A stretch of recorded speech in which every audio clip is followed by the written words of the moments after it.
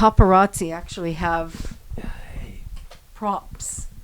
It's not the first time you've called me the paparazzi. All right. I was taking photos at the 0161 festival. Okay. And there were a few it is. And a few of us were out front taking photos, and you're like, it's a punk rock paparazzi. So, yeah. It does. It does. Gosh, where do I even start? First, I will just thank you for your comments on borders and Brexit. I'm a Swiss citizen living in the UK, so for me, it's a very personal topic, and it's so good to hear people talking about that. So thank you. Thank you very much. And where do you guys get or how did you start? Because this is obviously a long-standing feeling in your political beliefs. How did that get started for each of you, really? There's only one man that's been here from the beginning. Yeah, no, but I mean individually. How you feel individually about it. Well, for me, like many people in the kind of, or older people in the punk scene, was crass, pretty much. Yeah. You know, it was pretty fucking mind-blowing to be exposed to that kind of, I mean, I must admit some of it was a bit over my head, but some of it was like, fucking Nagasaki Nightmare and stuff. I always remember there was a map of the UK with all the targets of where was going to be hit if there was a nuclear war, but Crass and Subhumans, I would say, were the two for me that kind of opened my mind, really, to which I'm very grateful. I think they did that for a lot of people around the whole scene. Even people who no longer participate in the punk scene were influenced by them and what they had to say. How about you? Me? Yeah. Well, I don't know, man. I got into punk rock music because it was you know, when you were a kid, you're looking for energy. I'm a drummer, and I joined these guys when I was like 18, and I've not been on them this whole time. But that was probably the first sort of thing. When I was at that age, impressionable age, you know, you get, and then you surround yourself with like-minded individuals, and you realise that if you're a good person, and you're nice to people, and you're like, you know, live your life, you just, you know, I'm not particularly political, but you know, I do fucking hate the Tories, man. Fucking hell. That's a very good thing. And I'm going to have to ask you to pass the microphone over. Hey, I'm a bit like Dave. I mean, I started listening to stuff like, I used to listen to John Peel on the radio, and I loved the Cockney Rejects because the singer clearly couldn't sing. You know, he's just like shouting. It's like, this is fucking great. But then someone gave me a record token, and I was like, what am I going to get with this? And I'd seen like Discharge on the back of so many people's jackets, and I'll buy this. And I got the Why 12-inch. Oh, God. And I was on holiday somewhere, and that was all I had to listen to. I was like, first time, a couple of times, I was like, this is fucking noise, man. What the fuck is this? But then it's like a fine wine, kind of good D-beat music. You need to appreciate it. And I mean, it sounds a bit ridiculous to say, but honestly, it changed my life. It was like, yeah, it's like fucking war is bullshit. And at the time, I was in the cadets, you know, like kind of schoolboy soldiers and stuff. I was like, hang on, this is fucking shit. And like Dave said, Crass, listening to them, you know, they kind of just open your eyes, really. I wasn't cool enough for Crass, man. Five star. This is your chance to talk about John Joseph. Just through Black Flag and Dead Kennedys, I guess. That's how I got it. Yeah, that's true. Yeah, I've got to say Dead Kennedys as well. You have the American I actually was going to say the same, but I suppose even the act of like getting into punk, like the Pistols, the Clash, you know, they sort of set a kind of foundation almost, and then there was bands that kind of really turned you on to the political side, like SLF, I have to say, was a big one for me, and the Kennedys, Dead Kennedys were next. Yeah. And these days, do you see a big difference between the Americans and the Brits, the way things are going. Since bringing up the Dead Kennedys and all the British bands, I will pass the microphone back over. He has no voice. So you'll say, yes, you see a common field between the two, yes. Speak up. Speak louder, right? Get little sign language, make up our own one. And you sure as hell aren't quiet when it comes to talking about your own opinions, though. So, as a band, anti-fascist, fuck Donald Trump, which tonight was fuck Boris, thankfully. It's a different song, right? It's not the same song in that we've just changed the name of the guy. It's a different song every time. Quite productive in that way. We're writing a lot of new songs, but Yeah. Reusing a little bit, Boris Johnson, fuck you!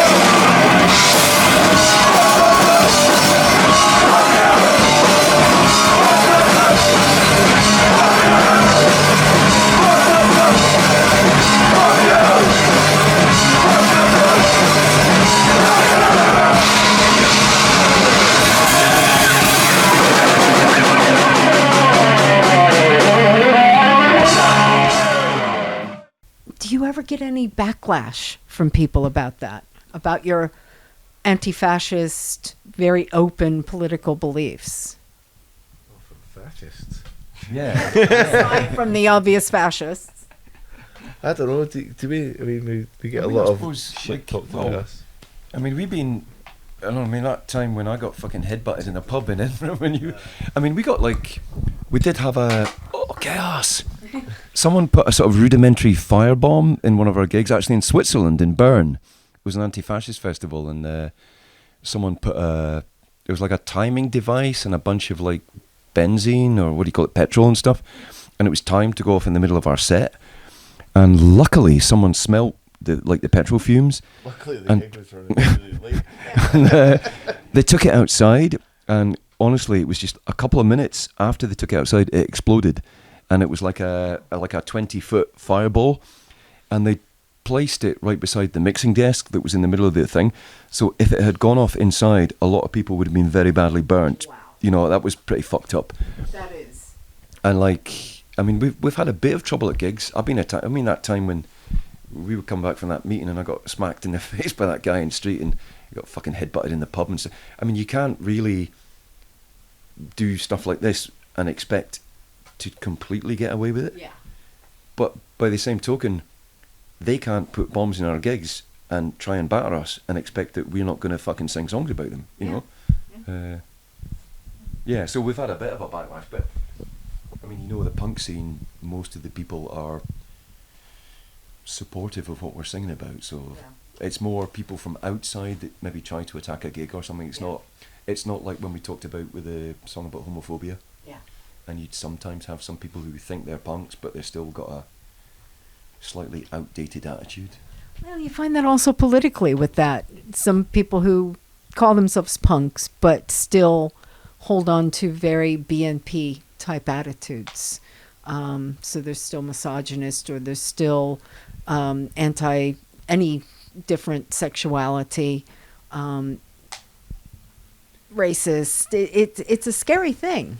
I like to think there's not so much of that these days. Like, Well, see, I think these people are out there, but they're never going to come to our gigs. Pretty much. No, Yeah. yeah. They're going to go and Yeah. see some fucking shit fucking band that was shit in 1982 kind of thing, you know. I don't think they're ever going to come and see Oi Polloi. Yeah. But there's no doubt these people are out there, you know, Yeah. that seem to have learned nothing from being into the whole kind of punk thing. They're just sort of arseholes, normal kind of the way they think. Yeah. They're normal whenever, or when I say normal, they're kind of not getting any of the stuff that I took from punk. You know, they're just sort of probably Tory voting punks must exist. I mean, they Yes. must. They do. You know. They do. I mean, I hear from other people about these sort of characters, but fortunately, we very rarely encounter them. Yeah, Don't you think have I've ever encountered one of them, to be honest with you.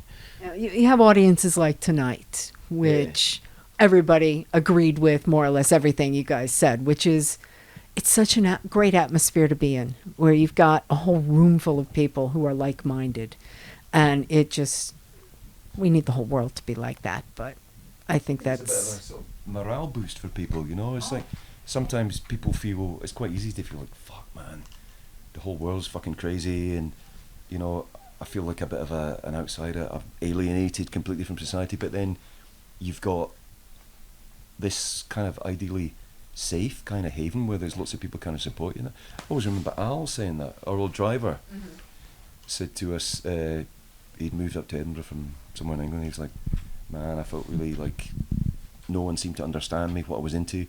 And then I discovered the punk scene. I was like, fuck, there's loads of people that think like me, and you know, it's great. And that was much the same. I've always been into punk, but when I moved to the UK and I finally started going out, it was punk I came to because that's where I felt at home. Because You've got a kind of supportive community. Exactly. And that's, I guess, what keeps you guys going for all these years. That it's a good community. It's funny, And- it's like we played in Greece recently, and the guy that picked us up from the airport was like, "Yeah, is this your first time in Athens?" And I was like, "Yeah, I was here before in like 1993." And I jokingly said, "I bet you weren't born." And he went, 93 was the year I was born." Yeah. And you're like, "Fucking hell, man! It's a guy in his late 20s." You know what I mean, but these people keep on putting gigs on. You know, the scene grows, and there's always stuff in Europe. I'm constantly surprised and amazed at the places that we end up playing. Yeah. You know what I mean? It's And mad. the fact, Yeah. like as well, there's a lot of young people as well. It surprises me sometimes, particularly in Europe, like younger. You know, even in Glasgow, you know, and last night and stuff. There's still a good kind of mix of age groups and stuff, and that's makes it not stale, which is the main thing. Because otherwise, it's really easy just to preach to the converted, that old cliche, but Yeah. it is true. It is. And it's really great when you get younger people along and folk that are sort of like we've all been learning about Like we were when we were politics and the 20 scene or... and, you know, taking some inspiration in their life from that. So It's like what people were saying earlier about all the bands that inspired us. We got inspired by all these bands, and it's great if young people come to our gigs. Yeah. And then I said, "Oh man, you really inspired." It's like sort of passing the torch kind of thing, and that brilliant. Yeah, my daughter was like, I've got two daughters, right? My 13-year-old daughter was at the climate protest in Edinburgh, right? And she's out interviewing people for a school project. Like, what you guys are doing now for your school project, right, kids? And I was out working, you know, I do house removals, and I got a phone call, and she's like, "Yeah, man, we met some guys." She's interviewing these people that are punks. They'd just gone up to the punks, and she'd gone, "Hey, have you ever heard of Oi Polloi?" And the guy's like, "Yeah, man, Oi Polloi, we're going to the gig tonight. Oi Polloi." And they're like, "Oi Polloi made me what I am today," the guy said. And I thought, that's really funny. It's great. It's good that you can have a positive influence like that. And then it's also good that your daughters, you can go, hey, look, people do know who I am. Yeah? I'm not just a fucking fat old man going to band practice every week, right? But it's good. So young people are constantly coming through and putting gigs on, and the punk scene is all about that. For me, I think for all of us, it was all about doing it yourself, you know, putting on gigs, making your own tapes.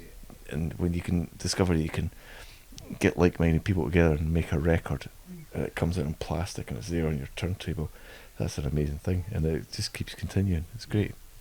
That's the biggest thing about the punk scene is, for me, is DIY. It's like, get up and do stuff yourself, be creative, do whatever, give it a try. It's like, you know, you can't live 100% sort of like pure sort of existence in that sense, but if you can take something, which is what you do when you're young, or, you know, that individual's not necessarily going to be like involved necessarily in the punk scene their whole life, but if they can take something that's good from that, if we can all give something good, then it's all good.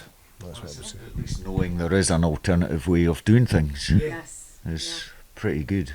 And do that well is the important thing Yes, as well. definitely, or at least trying to do it well. Yeah.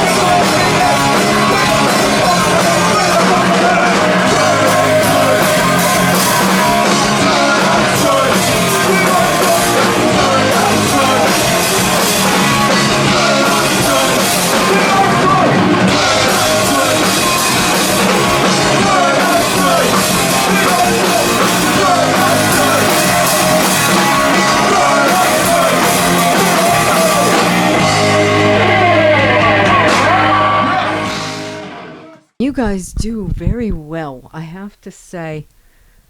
Two things I have been incredibly impressed by, and they actually have the same design. Your picture disc, I am in love with that. And if I had a turntable, I would own it. You don't have a turntable. I have a turntable. What type of YouTube channel is this? A modern one. The other half has it. Do you have a flat table that you could put a jigsaw on? We have the jigsaw version. Exactly, and that's the other one, which is so gorgeous. But I have two cats and not a lot of space. Well, And that's why I didn't get it, because I'm in love. we have to give a big shout out to Sonia, who's done the artwork for this. She did the artwork for that picture disc, and she's done for a few other records for us. And she's absolutely amazing. I mean, you see the standard of the artwork. It's absolutely superb. Stunning. And she helps a lot of bands, but not just bands. She will do, I mean, the stuff takes months to do, but she will spend weeks doing artwork for maybe someone that does a fanzine, maybe only prints 300 copies, and she will give it the same attention to detail for a cover for that. Absolutely amazing. That's what she puts into the punk scene, and, you know, hats off. Respect, Sonia, wherever you are. Just amazing. We're very, very grateful. You know, I think all of these bands like us, there's so many other people that put in to help stuff like the people that put on the gigs, the people that do the artwork and everything. It's not just the people that happen to be on stage. Jay, shout out for getting us here, safely. Respect. And it is a lot of people don't always realize that it's not just you guys who stand on stage, but it is the promoter. It is. Yes, exactly. And how do you decide that you're going to record another album? What is it? Just okay, we haven't done one in a while, or I've just got a real passion, or how does that come about for you? Well, I think everyone comes up with kind of ideas for stuff, but sometimes we need something like a kick on the backside. And we have some friends from Sweden, a band called Crutches, kind of raging D-beat stuff. Amazing. We've interviewed them as well. Brilliant folk. We played with them a couple of times, and they said, "Hey, do you want to do a split record? How about you come to Malmo and we can record it and we'll put it on." We're like, "Fuck yeah, why not?" So this last week we started doing some new songs, and everyone's come up with The two tonight. yeah Two new ones tonight. It was only played them last night in Glasgow, but that's been a bit of a while since we've done that, so and we enjoyed it a lot. And when will this be out, the split with Crutches? I mean, realistically, probably the end of next year or something, maybe. But we'll see. It's like the DIY thing. Time is. Time has its own time. It's very fluid. That's it. Elastic parameters. It's good. Exactly. Set yourself a deadline that you can't achieve. No parameters. A goal to get it done soon. Get done now. Yeah, soon-ish. What's next aside from the split with Crutches? What are you guys planning for the nearish future? Well, we have a 10-inch coming out at some point. I think an autobiography. No, give it time. for Vice magazine. We've got we've got a 10-inch. The test pressings are done. I don't know exactly when it'll be coming out. Probably be beginning of next year or the end of this year or something on Urinal Vinyl Records. It's called Blame It on the System. It's really good. That'll come out. So these are our last gigs for this year, but we'll have more gigs next year, and we're going to Serbia. We'll be rocking here. It's all in a state of flux. Yeah, but we got these new songs, so we'll get them done and we'll record them. And the bar people want us to get out of here. But yeah, playing, doing gigs. And next you're playing Manchester Punk Festival. So we're looking forward to seeing you guys there because it's a great festival. Oh yeah. Do you generally like or dislike playing festivals on the whole? I mean, I know individual ones will be different, but... I mean, that we played Obscene Extreme, which was fantastic. Most of the festivals, I mean, they're all good. We just enjoy playing. Yeah. Simple as that. So. And that is obvious seeing you guys on stage. You have fun with it. It's not just, oh God, I've got to play this damn song again. It's, well, yeah. If you've played it 100 times, on stage. Not this one again, but but we do enjoy it. Yeah, definitely. You can see, especially the way you toy with the audience, and it keeps it fresh for you. There was an old band from Edinburgh called The Abuse, and one of them said one time, he said, "I don't go to gigs to cry about the threat of nuclear war." And I mean, I take that on board. I would like to think that we give people a really good time, a fun time. Yes. The idea being that possibly when they go home and they've got a record, they look at the lyrics and then they think about the serious stuff. Yes. But when you're at the gigs, you can celebrate the fact there's a whole bunch of us that've got kind of similar ideas. You get a bit of a morale boost because you know that you're not alone, that there's a whole bunch of other people that kind of, think the same things and stuff. And it's meant to be fun. It's not, we don't go to kind of cry and stuff. There are some bands that do very, very serious stuff. Maybe, Crest was a bit of that tonight with the, the projected stuff. That's fucking great. Yeah. I think different things possibly strike different chords with, strike a chord with different people. Yeah. So someone might be really, really affected by that. Someone else might be affected by our stuff. I think it's like different approaches they're all valid. You know, And you even, just the last thing, because I know that they want us out, you even go as far as to sometimes hand out homemade samosas from the stage. Oh, yeah, And that I- was in Manchester last year. Birmingham. Birmingham, Right. That's right. Yeah. or whiskey flapjacks even. Whiskey flapjacks. We miss the whiskey flapjacks. We'll try and bring some to Manchester Punk Fest next time. Yes, do that.